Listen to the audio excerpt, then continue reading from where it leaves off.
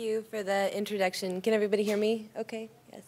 Okay, so this morning we heard a lot of talk about ideology, in particular how ideology might have led to certain kind of systematic features. But if you haven't noticed, we're in the psychology section now. And I'm going to be talking about ideology as well, but more of the effects of it on the individual, the holder of the belief system, and palliative function that it might serve. So just to start with this little comic, this is a man, presumably a father, talking to his son, explaining maybe free market economy to his son, saying it goes in cycles, Junior. Sometimes the rich get richer and the poor get poorer. Sometimes the rich get richer and the poor stay the same. And so there's kind of almost this truism within these capitalist markets that there's going to be some inequality, and the question of what is the level of this inequality. And indeed, the rich have been getting richer. These are just a few statistics, and they're not even completely up to date. But the wealth of the top 10% has grown by 1/3 in the past 30 years. And these ratios always kind of shock me. The average CEO to the average workers ratio, in 1980 it was 42, and in 2000 the average CEO made 531 times more than the average worker. So the gap between the rich and poor has been growing, and particularly in this country, and the wealth is distributed mainly at the top, but this is not just true for the United States. So Western Europe has been more egalitarian, but they've also experiencing this increase in the gap between the rich and poor, and also a disproportionate number of wealthy people at the top. And so the question that we're going to address in this paper is what is the impact of this increasing inequality on people? We know from years of justice research that people prefer equality. People like things to be fair. And so in the case of blatant inequality or a gap between the rich and poor, how is this affecting people? And in particular, we asked, how is it affecting people's subjective well-being? So even though people do prefer to see prefer equality and prefer to see fairness, we also know that people are motivated to understand and legitimize the system that they live under. So this is called system justification theory. It basically posits that people are motivated to defend, bolster, and rationalize the current system, including any existing inequalities. So system justification theory gets especially interesting when you start looking at members of disadvantaged groups, because the need to justify the system would be in conflict with needs to justify the group or the self. So there's some ideological differences. I mean, basically, we often talk about ideology in terms of either being system justifying versus system challenging.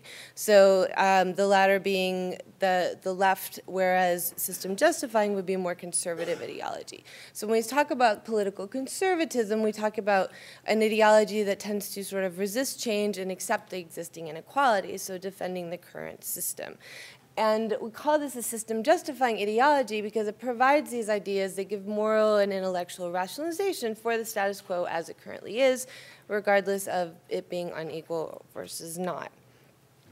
And at least one reason that people presumably engage in system justification is that it can serve a palliative function, at least in the immediate context. So if you see something wrong with the system, but you're given a reason to legitimate it and make it right, you can feel better about it and about your life. And also that not justifying the system creates sort of emotional chaos, right? You have to kind of entertain a myriad of alternatives to the current system, as opposed to just thinking that the current status quo is the best that we can arrive at.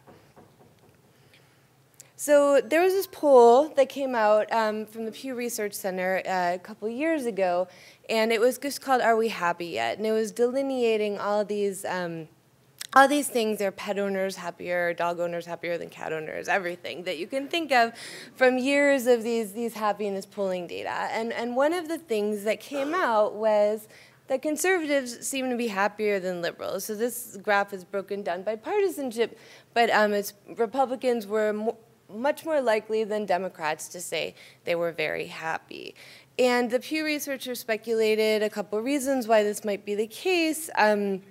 But they couldn't really fully account for this relationship.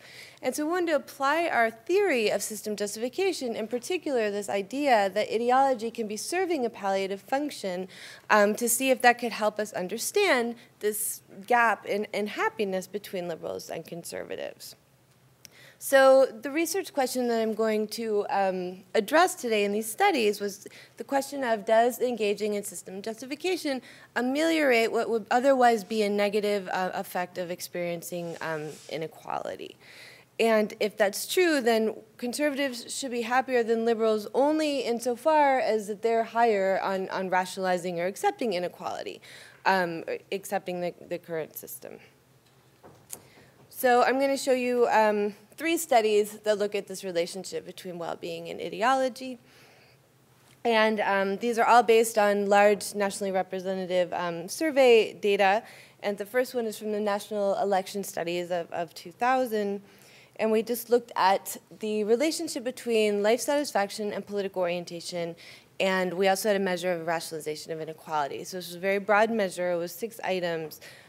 Things like, this country would be better off if we worried less about how equal people are.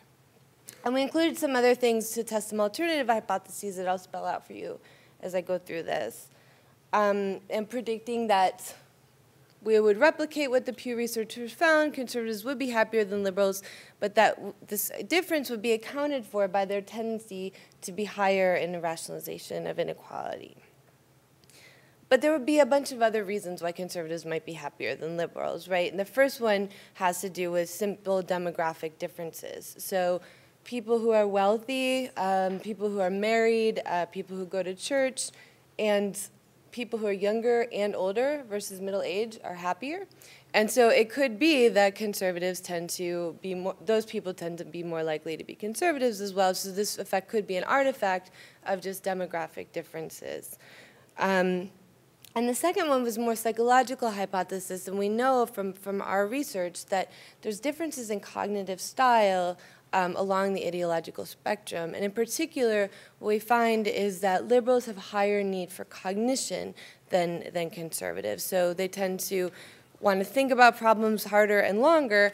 But we also know from Tim Wilson's work that too much thinking can make you unhappy with what you finally decided if you thought too hard. So we thought, if possible, that liberals kind of ruminating and all this stuff was make them end up sort of saying they were less satisfied with their lives because of their higher need for cognition. So this is what we found. This was the basic relationship. We basically replicated what the Pew researchers had found in their own polling data, that conservatives had higher life satisfaction than liberals. And this is just in case you were curious about these demographic differences, the predictors of happiness, that we find that income does predict greater life satisfaction. Education, there was no significant effect, and perhaps of interest to the people in this room, it often is a quadratic effect. So up until college degree, you're happier, and then after that, your life satisfaction goes down. So too much education actually can make you not so happy. There's a quadratic effect for age. Married people are happier. Unemployed people are less happier, etc. But nevertheless, even adjusting for all these differences, conservatives were happier than liberals. So there's still a positive and significant difference for ideology.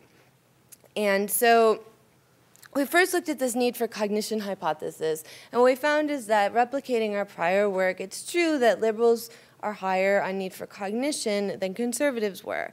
But it turned out that this was completely unrelated to life satisfaction. So your score on need for cognition does not at all predict how happy you are with your life. And so it didn't really explain this ideological gap in happiness.